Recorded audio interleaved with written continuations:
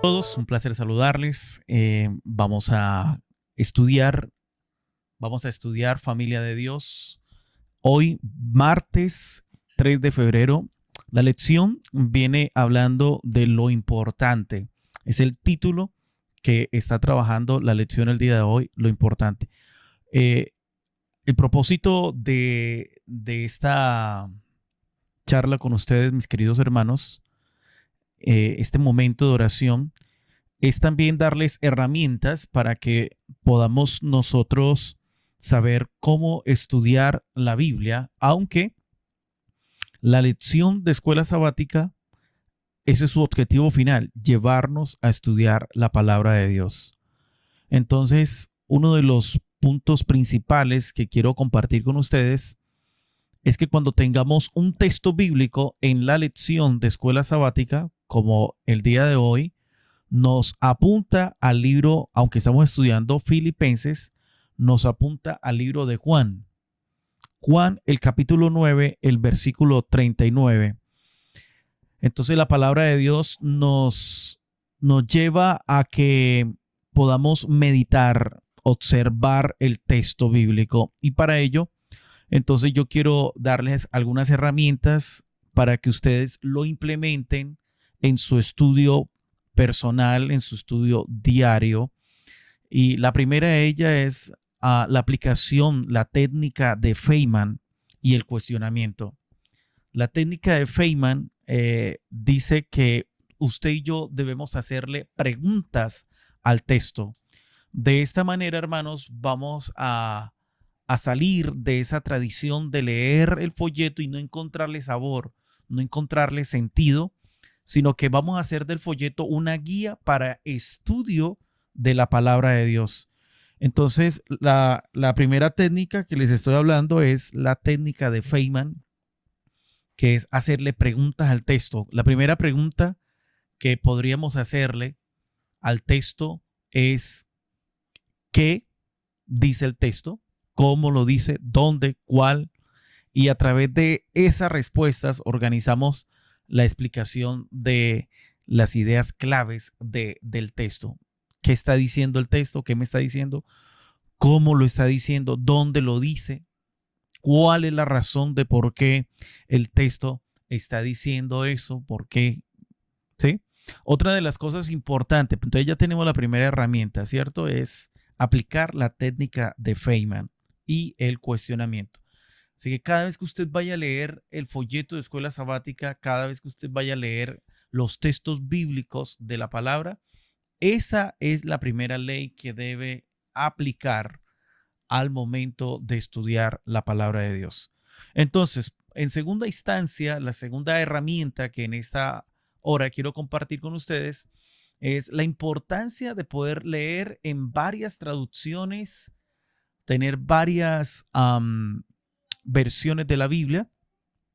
En estos momentos me acompaña aquí la versión a la Biblia de Jerusalén. La Biblia de Jerusalén es una de las que más se acerca al original. Usted y yo sabemos que el Antiguo Testamento se escribe en hebreo y el Nuevo Testamento se escribe en griego, y hay otras versiones de griego koiné.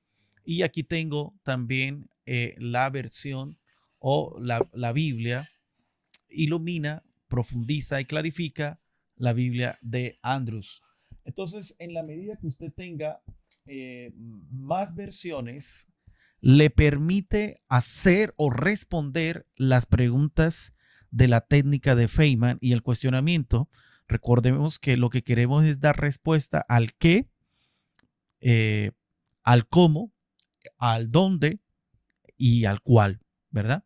Obviamente, en primer lugar, lo primero, como ya lo hizo la hermana Marlene, es colocarnos en las manos de quién, de Dios, y pedir sabiduría del cielo, que aquel espíritu, quien la inspiró, nos inspire también a nosotros. Muy bien, entonces tenemos la cita bíblica del día de hoy, la encontramos en el libro de Juan, el capítulo 9, el versículo 39. En la versión Reina Valera del 60 dice: dijo Jesús, Y noten ustedes que en otras versiones, por ejemplo, déjenme leerles la versión que usa la Biblia de Andrews, dice de la siguiente manera. Dijo Jesús,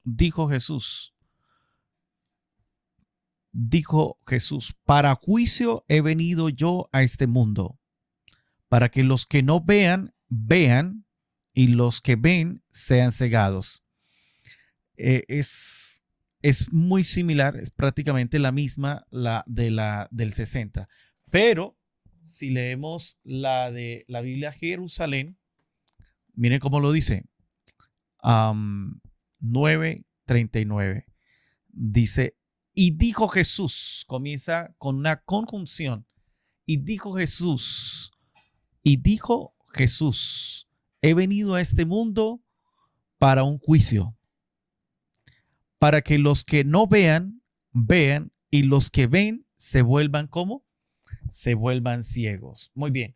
Entonces, la primera es la técnica de Feynman, hacer preguntas y cuestionamiento, el qué, el cómo, el dónde y el cuál. La segunda es tratar de utilizar las versiones de la Biblia, leerlas y mirar cuál es la que más se acerca al original, ¿sí? La que más se acerca al original. La tercera, y un poquito complicada, pero sí se puede, hermanos queridos, es consultar diccionarios. Uno de los errores que tomamos al momento de leer la Biblia es que nos quedamos solo con el comentario del autor del folleto de la escuela sabática. ¿Sí? Y aquí nos encontramos que él, por supuesto, él viene exponiendo ahora el contexto de lo que él nos viene hablando, por eso lo utiliza y utiliza muy bien el capítulo 9 del libro de Juan, aunque estamos hablando de las epístolas de Pablo. Él señala el estudio de ayer, las cosas que antes enorgullecían a quién, a Pablo, eran en realidad obstáculos para la fe, porque le impedían percibir su necesidad de quién, su necesidad de Cristo. Ahora él va a tomar, el capítulo 9, que es podríamos decir que Jesús suelta como una paradoja, ¿sí? Él dice, su venida produce dos efectos opuestos. Número uno, gente que no ve, pero que termina viendo. Y la número dos, gente que ve o cree ver y al final termina como ciega. ¿Cómo ocurre eso? Bueno, cuando tú y yo nos encontramos con Jesús. Hermanos y amigos, Cristo cuando llega a la vida no es solamente un conocimiento teórico, no es solamente me llené de información acerca de la vida de Jesús, sino que Él quiere revelarse en nuestra vida. Y cuando Dios revela, también quiere exponer la condición del hombre, ¿sí? ¿Cómo estoy? ¿Cómo me encuentro? Ahora, otra de las preguntas que debemos hacernos es ¿dónde ocurre este relato? ¿Sí? Es decir, una de las cosas importantes que usted y yo debemos considerar al momento de leer un solo versículo de la Biblia es ir al contexto literal, al contexto histórico, y según Juan 9, que es lo que el día de hoy, martes, la Biblia nos viene hablando, ¿sí? El contexto de Juan es que Jesús sana a un hombre que había nacido como ciego. Y los fariseos arman un juicio religioso. Y el milagro destapa, sin lugar a duda, el corazón de todos. Es como un conflicto de una fe humilde, una fe sincera, versus a la soberanía espiritual de los líderes religiosos que estaban precisamente sintiendo envidia de Jesús. Ahora, una de las preguntas que podemos encontrar al analizar este texto es ¿quiénes son los que no ven? ¿sí? Cuando usted y yo empezamos a hacerle preguntas al texto, ¿qué, quiénes, dónde, cómo, cuándo, cuál? Una de las preguntas que sí o sí tenemos que analizar referente a este versículo es, ¿quiénes son los que no ven y los que ven? Entonces, los que no ven, los conscientes de su necesidad, ¿cierto? El ciego, los quebrados, los que dicen definitivamente no sé. ¿Mm? Esos son, entre comillas, los que no ven. Ahora, los que ven, entre comillas, los que ven, los seguros de su superioridad espiritual. Yo, pastor, usted me está enseñando en esta mañana de cómo estudiar la Biblia. Yo ya lo sé. Yo no necesito despertarme a las 4 de la mañana para que usted me diga aquí por una conexión virtual cómo estudiar la Biblia. Si yo ya soy un líder o un guía, yo de hecho soy justo. Yo, aquí nos encontramos con el propio Yoyo, ¿verdad? Entonces, no, familia. Ahí básicamente el autor, para tomar la caída de Pablo cuando iba a Damasco a eliminar a los cristianos, llevaba cartas. Pablo traía una muy buena recomendación. Así que, ¿cómo llegamos hasta aquí, familia? Otra herramienta poderosa que les acabo de mencionar o que les mencioné es utilizar diccionarios bíblicos. Utilizar diccionarios bíblicos porque tenemos que identificar las palabras claves del texto, ¿sí? Para ello, ustedes y yo podemos usar un diccionario que se llama el BDB. Es el nombre del autor del diccionario. Y hay otra que se llama Halot. Pero la que más quizás conocemos y manejamos para términos griegos del Nuevo Testamento es el diccionario Strong, ¿sí? En este caso vamos a usar palabras griegas del diccionario Strong. Tener un diccionario nos va a ayudar muchísimo porque usted va a consultar las palabras, términos clave y le va a proporcionar la importancia de interpretar muy bien el texto. Entonces, una de las palabras claves que encontramos aquí es la palabra juicio, crima en griego, crima. Y es interesante porque esa palabra no es solo condenación, es un veredicto, es una decisión, es resultado final. Es decir, la idea del texto es que la presencia de Jesús fuerza una decisión. O te rindes a la luz o te defiendes contra esa luz que está brillando. Entonces, por eso el texto aparece con esa palabra contundente, juicio. Ahora, la palabra ver, entre comillas, aparece allí en el diccionario Strong, la G991, dice blepo, en griego. Y no es solo, no es mirar por mirar. Aquí Juan, ver, entre comillas, suele apuntar a algo que es percibir, reconocer, captar la verdad. Es como esa visión espiritual, ¿sí? No es solamente ver porque yo estoy viendo, sino que alcanza a visualizar más allá de de lo que está percibiendo, ¿cierto? Es como percibir esas realidades eternas, que fue lo que este ciego de nacimiento logró comprender.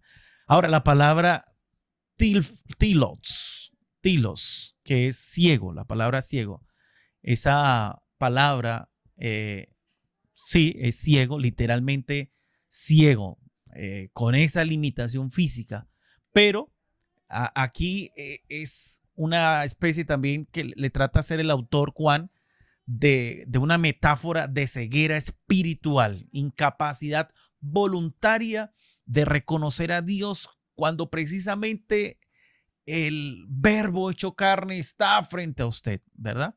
Entonces, esto es importantísimo y considero, hermanos, que hasta aquí ya podríamos ir sacando tremendas lecciones de lo que implica estudiar la Biblia usando estas herramientas. Sin embargo, una más, hoy estoy generoso, una herramienta más podría ser el tema de la gramática. Y aquí es donde quizás muchos nos vemos como, ay, pero eso de gramática a mí en español me fue tal vez muy mal, pero no es tan complicado. Los tiempos verbales y la función. Cuando usted y yo comprendemos los tiempos verbales, wow, va a ser una bendición poder comprender la palabra de Dios y no le vamos a hacer decir a la Biblia lo que a mí se me antoje. No, le vamos, al comprender la gramática de la Biblia, vamos a entender, ¿cierto? En ciencia exacta lo que el texto, lo que el autor realmente quiere expresar. Volvamos una vez más al texto bíblico de Juan 9:39, aunque ya nos queda poco tiempo, pero vayamos un poquito más. Ahí dice el texto: dijo Jesús, para juicio he venido yo a este mundo, para que los que no ven, vean. Entonces, aquí aparece la palabra para que los que vean, para los que no ven, vean. La palabra vine, he venido yo a este mundo. La palabra vine en griego, elton, y está en aoristo. ¿Qué quiere decir eso de aoristo? Que es un hecho puntual y decisivo. Es decir, la encarnación. Juan está diciendo la venida de Jesús es un evento con propósito. Para esto he venido, está diciendo el texto bíblico Juan aquí. ¿Para qué? Esa palabra para qué en griego ina, es una cláusula de propósito. ¿Y qué es eso de cláusula de propósito? De que él vino, sin lugar a duda, el versículo nos está mostrando como la misión de Jesús, El versículo está armando la misión de Jesús. Jesús está declarando la intención de por qué él vino a la tierra. Todo un desenlace.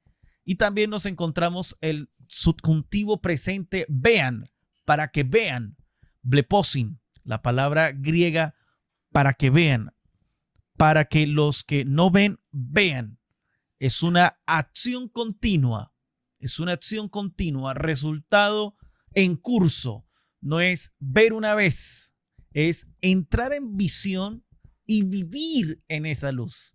No es, ay, tan bonito y chao. No. Seguir viviendo. Ahora dice el texto, lleguen a ser. Genotai en griego. Y ahí aparece dentro de la gramática que es un subjuntivo aoristo en voz media.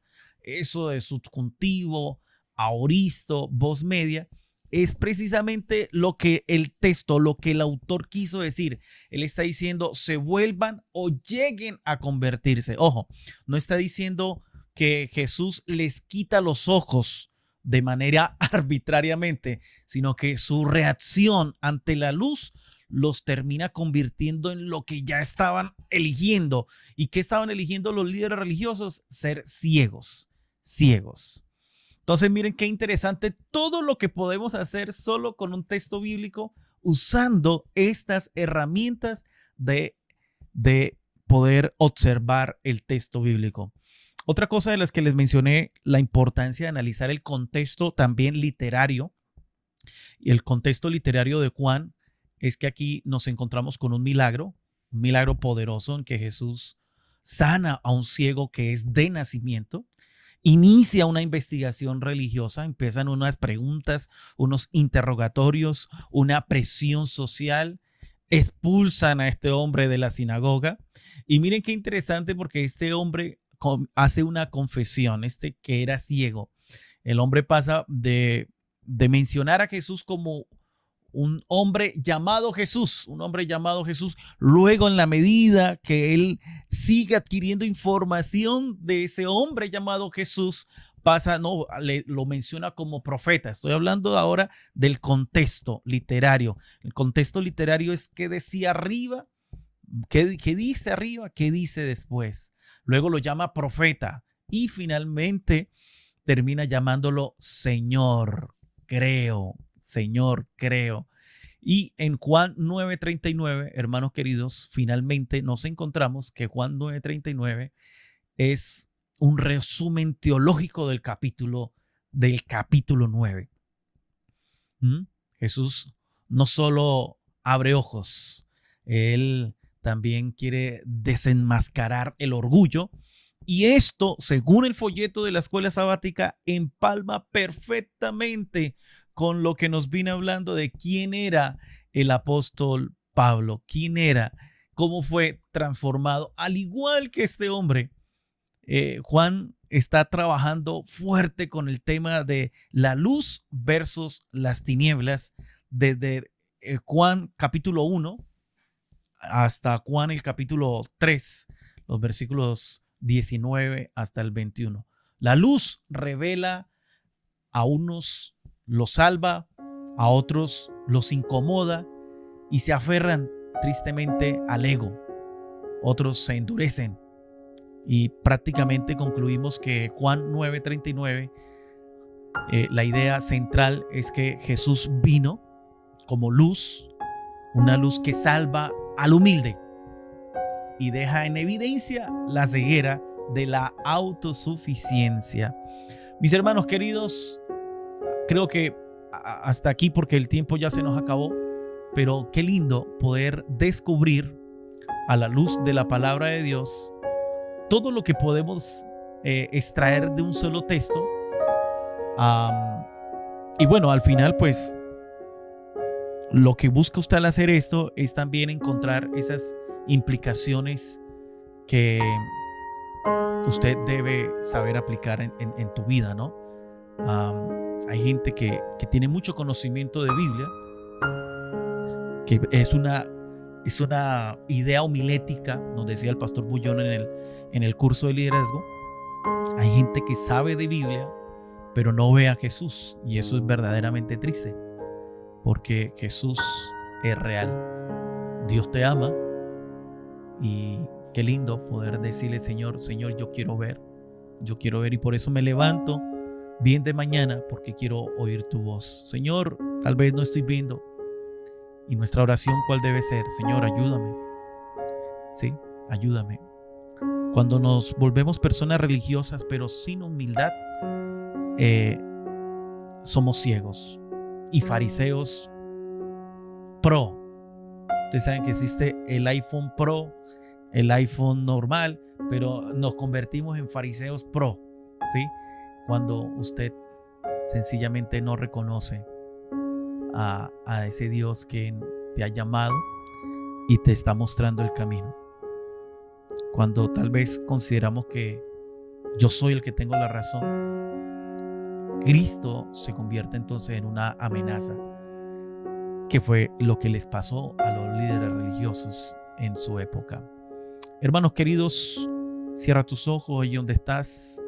Vamos a terminar con una oración para que podamos decirle en esta hora: Señor, perdóname cuando he caído, tal vez en una actitud egocéntrica, en una actitud de orgullo, y no me dejo usar verdaderamente por ti. Amén. Padre que estás en los cielos, alabamos tu nombre en esta mañana y damos gracias por la vida, por el privilegio que nos permite en esta hora estudiar tu palabra. Un solo texto bíblico en esta hora nos dice mucho, Señor. Y qué privilegio el que tenemos de abrir tu palabra hoy, poder escudriñarla, ir a ella con un corazón sincero y deseoso de aprender de ti, compartir con otros las buenas nuevas del Evangelio.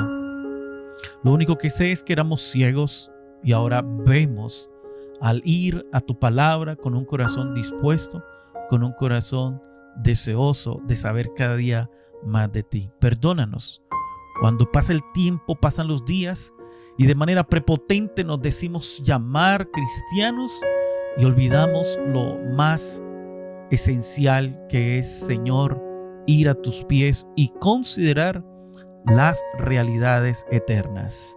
Nos pasa lo de Marta, ocupada y atareada en muchas cosas. Padre, hoy hemos aprendido a través de este texto bíblico que debemos ir a ti con un corazón sencillo, corazón humilde y deseoso de aprender de ti. Bendice a mis hermanos, cuida de cada uno de ellos, los amigos que van a ver también esta transmisión. Después, cuida de cada uno de ellos en el nombre de Jesús. Amén.